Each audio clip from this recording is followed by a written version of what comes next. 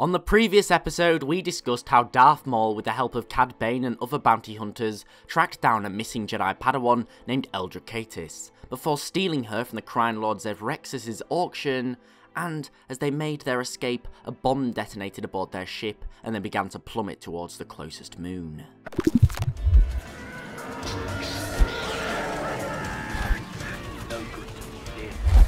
It turns out that the auctioneer slash crime boss had already caught word of Maul's plan and had a bomb stored aboard and detonated when they were trying to escape.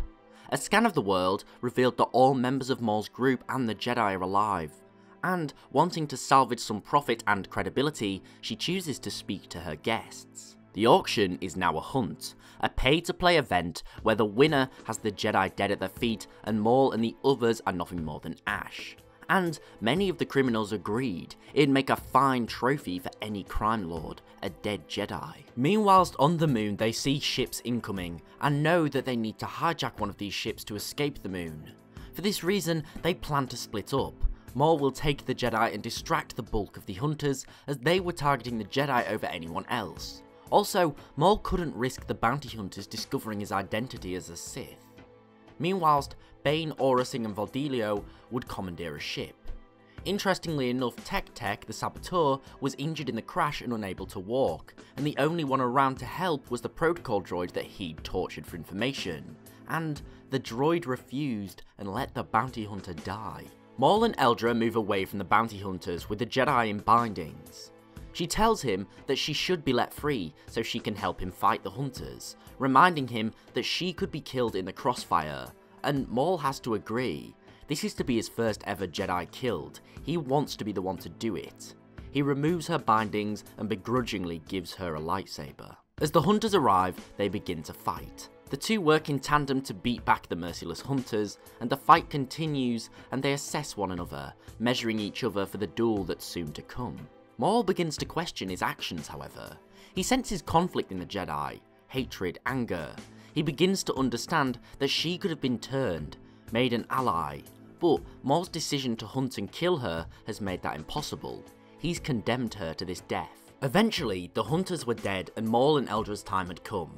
The fight between the two is hard, harder than Maul first believed, and he continues to question his actions, but knows that there's no going back, as his master will surely kill him if he discovers what he's done. Maul is almost defeated when Eldra throws her lightsaber, burying him beneath a pile of rocks, until he launches out of them, impaling her on his blade. His last words telling her that she is a Jedi. The fight gave Maul a respect for the Jedi, and he knew that he had severely underestimated his foe. Maul rendezvoused with the bounty hunters who had managed to steal a ship. Before they all left, however, Maul stopped on Rex's space station. Before he killed her, she confessed she knew what he was, Sith. And with this revelation, Maul killed her. No one could know of the existence of the Sith. The bounty hunters were paid, and Maul returned to Coruscant to meet with his master, hoping his transgressions with the Jedi had gone unnoticed. However, he was shocked. Sidious asked Maul if his bloodlust had been sated after killing the Padawan, and he knew that Maul would have discovered the identity of the Jedi and pursued her. A test. And although Maul believed that he had failed, he necessarily hadn't.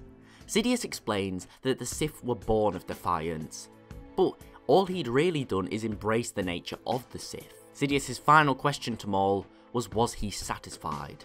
To which Maul answered no. Following the Padawan's death, he only felt more empty.